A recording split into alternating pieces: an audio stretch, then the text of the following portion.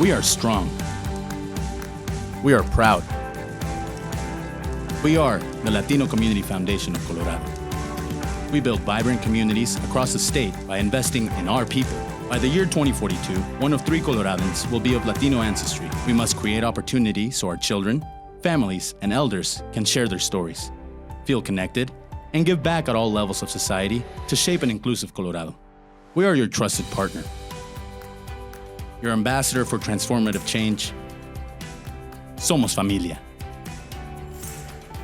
Let's create our collective power together. Connect with us at latinocfc.org.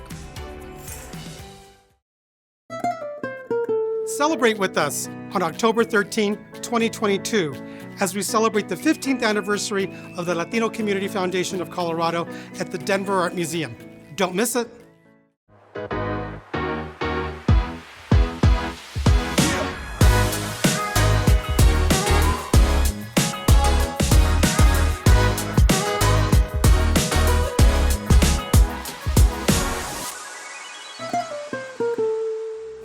This is the Latino Community Foundation of Colorado, Our Story series. This series elevates and addresses issues pertinent throughout Latino communities in Colorado and beyond. We believe transformative change is possible when the collective power of the Latino community comes together. Hi, I'm Rachel Griego with the Latino Community Foundation of Colorado, LCFC, and I want to welcome you to the Our Story podcast. This episode, Quienes Somos Part 1, takes you through an exploration of the origin of the terms Hispanic, Latino, and the role social factors and data have played in defining our identity. Dr.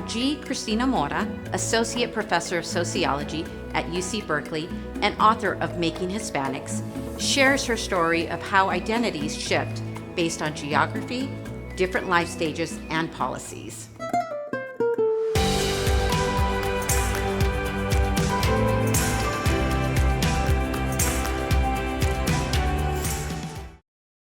So Dr. Mora, we are so happy to have you here with us. Dr. Mora is an Associate Professor of Sociology, Chicano Latino Studies, and the co-director of the Institute of Governmental Studies at UC Berkeley.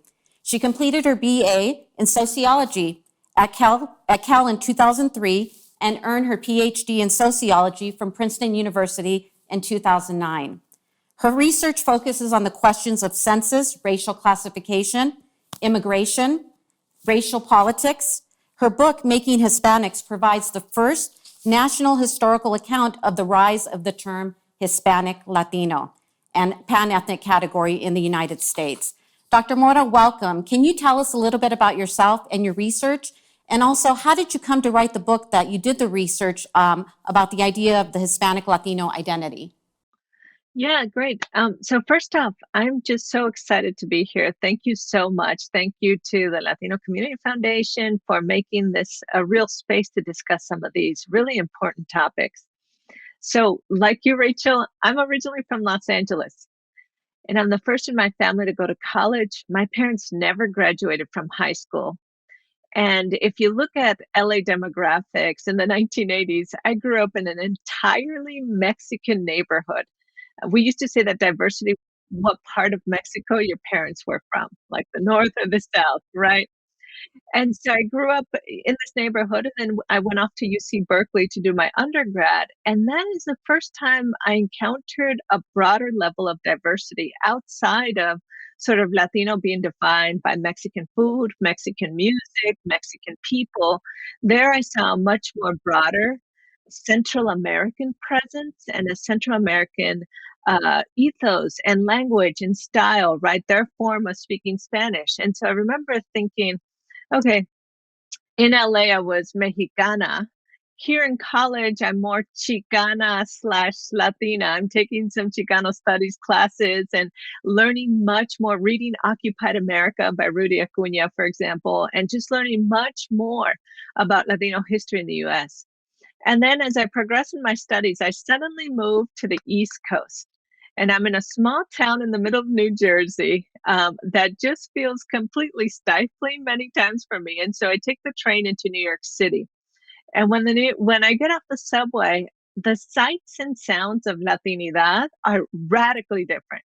No more are the rancheros, banda norteños, mariachis, or the tacos that I knew of. It's like salsa, merengue, the sights, sounds, smells, idea of Latinidad. It's just so much different, right? There's a much more Caribbean feel to it, a Cuban, a Puerto Rican, and an especially a Dominican sense of Latinidad. And I remember just having these sort of stark experiences and thinking a lot about, my God, we're so diverse. We are so diverse. What keeps us together? What makes this category actually real if people have different skin tones, ethnicities, food tastes, ways of speaking Spanish? Some don't even speak Spanish, right? How is this a category? And that then started a journey that I started to research about not only what keeps us together, how did this even start? This had to start somewhere.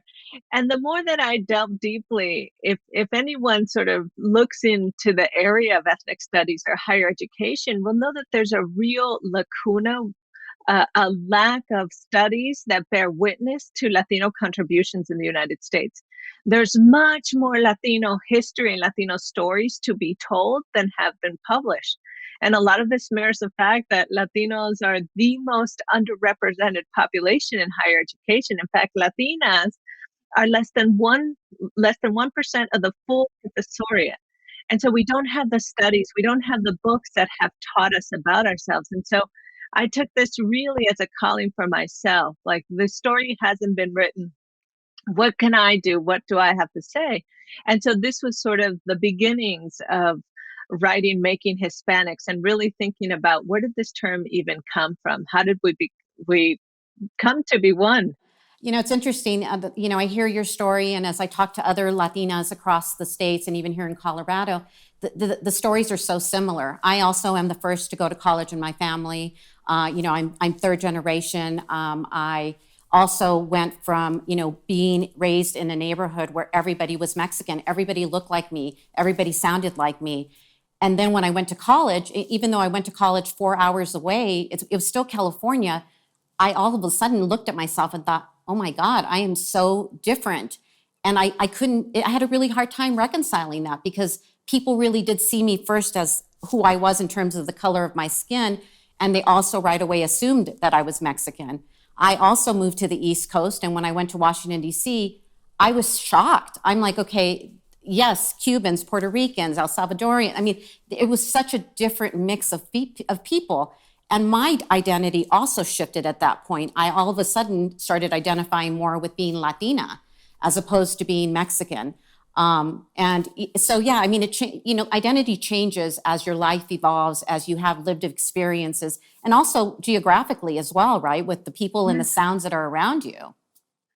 And we're not unique. This is not just about Latinos. Lots of folks' identity change. Think about what it means to be Asian American, or think about when you become a mother, when you become a wife, when you go through different life stages. This is completely natural. And so what I was trying to think of is, how did this but we do know something.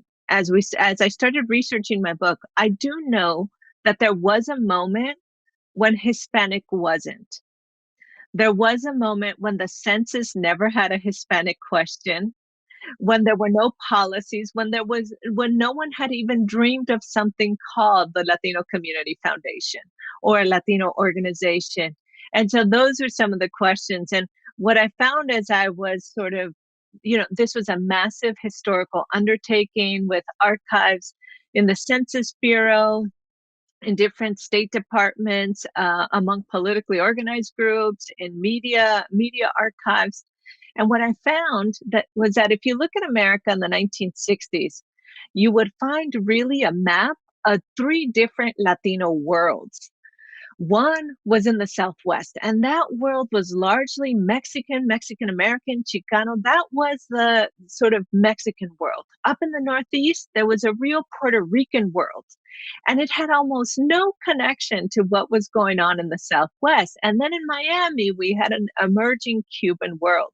And so in the 1960s, these worlds were disparate, but there was few very important commonalities that these had. for example, especially between the Mexican and the Puerto Rican peoples. One is, continuously activists from these two communities continue to be aggrieved, continue to say, hey, our communities are suffering. We lack quality school. We're in segregated spaces, segregated communities. We lack good jobs. We face massive amounts of discrimination on the job, and we work really hard and we continue to be poor. Something is wrong. And in places like Spanish Harlem, just like in spaces like East LA, people took to the streets. This became not just what's wrong with us, but this is a social justice issue, right? And as they began to organize, they began to talk to each other in the 1960s. And they began to also say, okay, motivated really by the Black civil rights movement, to say, we demand justice. We demand that the state pay attention to us. They can no longer place us in second-tier school, segregate us with these redlining practices in segregated neighborhoods. But when they would go to, for example, the Johnson administration or some of these higher-level national federal offices, the first thing that would be told is, well, aren't you guys a problem for your mayors or for your states? Are you a real national problem, number one? And the second thing they would often be told was, well, show us the data. If you're saying that poverty runs rampant, if you're saying that you face discrimination, where's the data? And there lie the crux of the problem. At the time of the 1960s, if you were Mexican American, Puerto Rican, Cuban, whatever you were, and you filled out the census form, the Census Bureau automatically classified you as white. In fact, enumerators told you were white, unless, of course, they thought you were Black. And so right away, the large majority of the Latino population. So what would happen? Every few years, the Census Bureau would create a report, let's say poverty in America or joblessness in America. And when they did, the data was almost always Black and white. Latino data got lost mixed in with the data. And so very quickly, activists realized, especially the coalition of Mexican Puerto Rican activists, realized that if they were going to really push these narratives forward, if they were going to demand justice, they needed data. And that, place number one for this would be the Census Bureau. Now, I know we're going to talk a little bit about the census more later on, but one thing to remember here, because it's an incredibly important part of the story, is that when the census sort of feels this pushback, like, it suddenly thinks, hey, we're not just a scientific enterprise, someone is accusing us that our practices are reproducing racial inequality. They sort of start to think, okay, what would a category even look like? And one of the things they quickly realize is if we make a category just for Puerto Ricans and then a category just for Mexicans, it's actually technically, with the technology they had at the time, was impossible. It was too statistically small for them to actually create any sort of statistical inferences. And so the census very quickly said, okay, well, we might be able to do that, but we'd have to group you two together. And by that time, there were a lot of conversations between Puerto Rican and Mexican activists about the way that they were similarly discriminated against, but more importantly, about the way that people south of the US-Mexican border, no matter if you were from Mexico or the Dominican Republic or Puerto Rico, had never really been accepted in the US as American. So many might be like you, Rachel, third generation, fourth generation. And I'm sure many folks in Colorado who are several generations away in their Latinidad will say, I still walk down the street and they ask me, where are you really from? Where are you really from? That's the question of the hour. It really is. I think in Colorado, I've been living here for 13 years, and it's so interesting to me because you have the South that was, we have generations of families that have lived there even before it was Colorado. You have the North that has a robust, growing population of Latinos. The North also, the mountain region, the mountain corridor is just, we are the people who run basically that mountain region in terms of the tourism and all of the activities and things that go on there and the homes that are there. I mean, it's interesting to me, but I think even in this day and age, 2021, people, that's probably one of the first or second questions that people ask, depending on where you're at, is, well, where are you from? And then they'll kind of wait to listen. Well, she doesn't have an accent, and maybe she's, I don't know, is she Indian? Is she, what is she? And I always find that I used to be taken aback a lot by that, but I think it's interesting that it is sort of the first approach. And I don't think that people mean it maliciously. I just think it's a natural,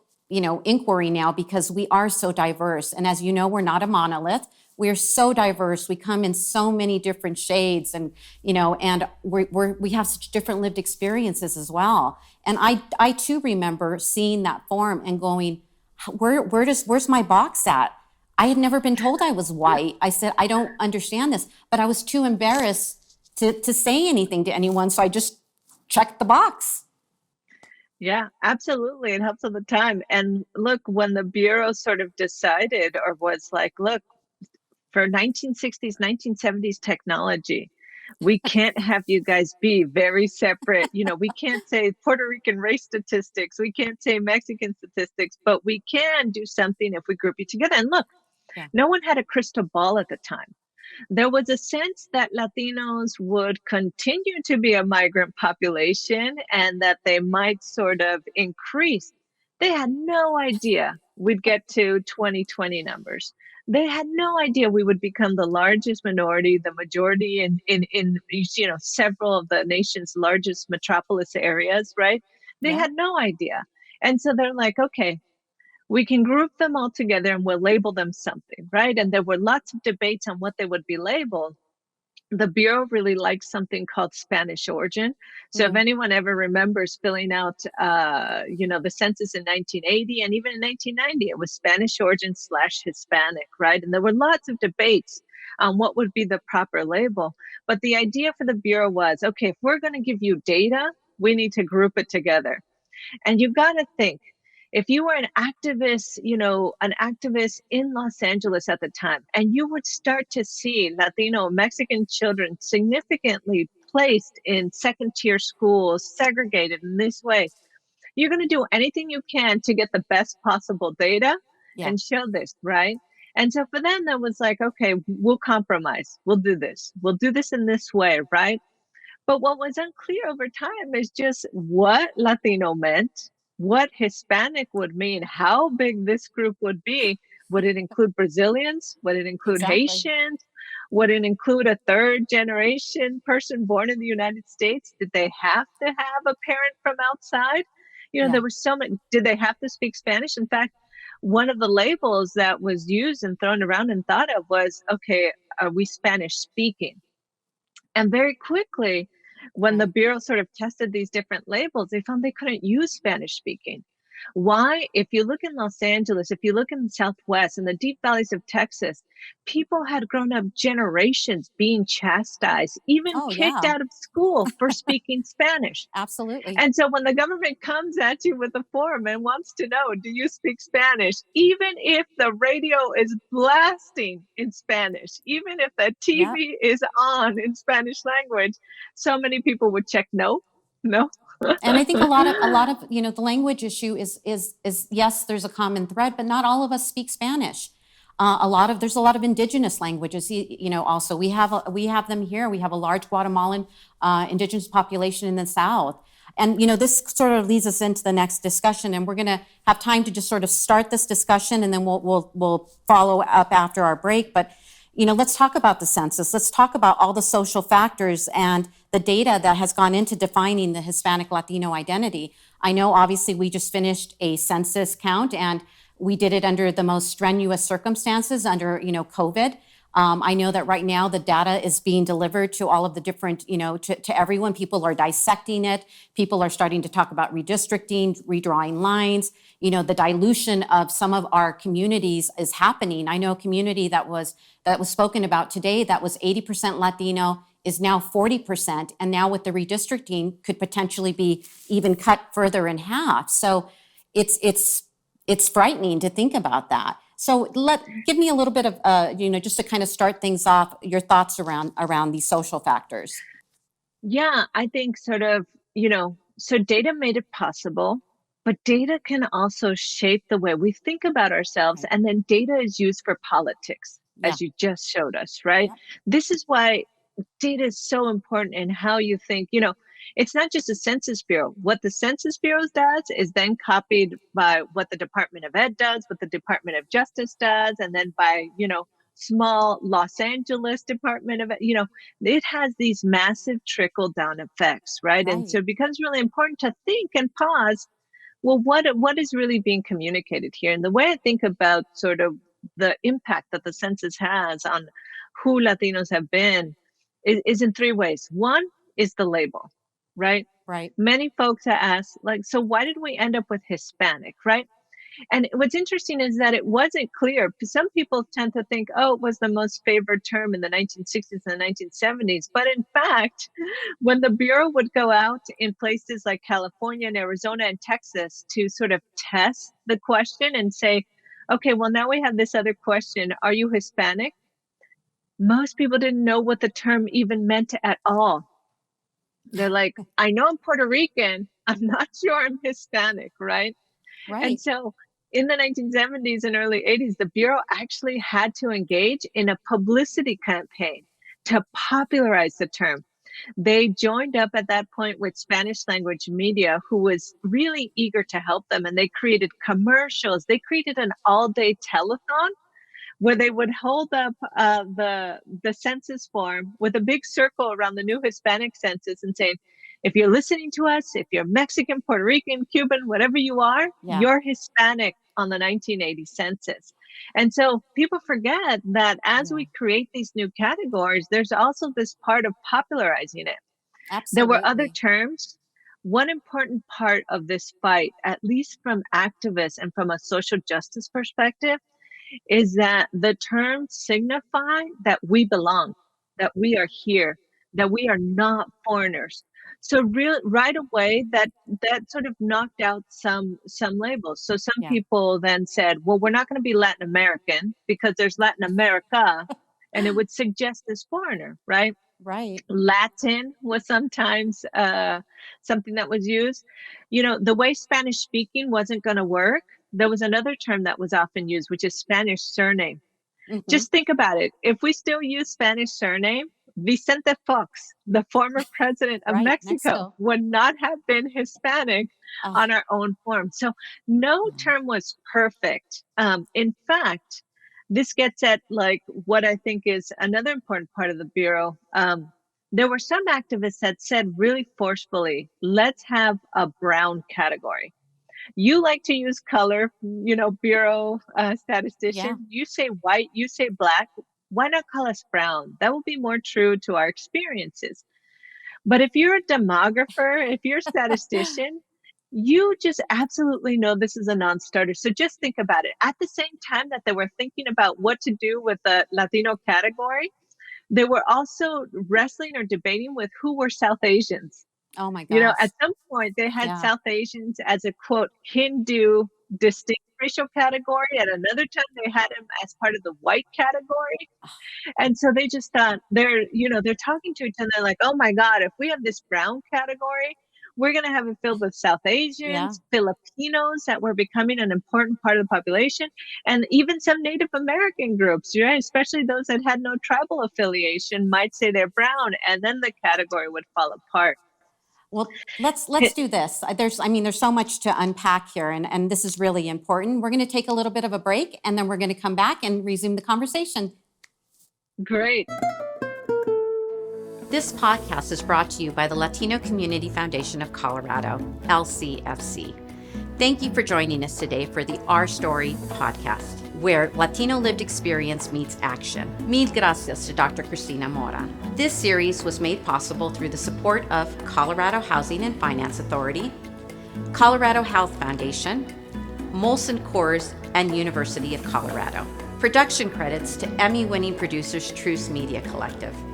To learn more about the work of the Latino Community Foundation of Colorado, check us out on the web at latinocfc.org. and by helping us make transformational change through your financial support. Follow us on Facebook, Instagram, and Twitter at LatinoCFC. This is the Latino Community Foundation of Colorado, Our Story series. Next up, Episode 4, Quienes Somos, Part 2, where we continue to explore the origin of the terms Hispanic, Latino, and the role social factors and data play in defining our identity.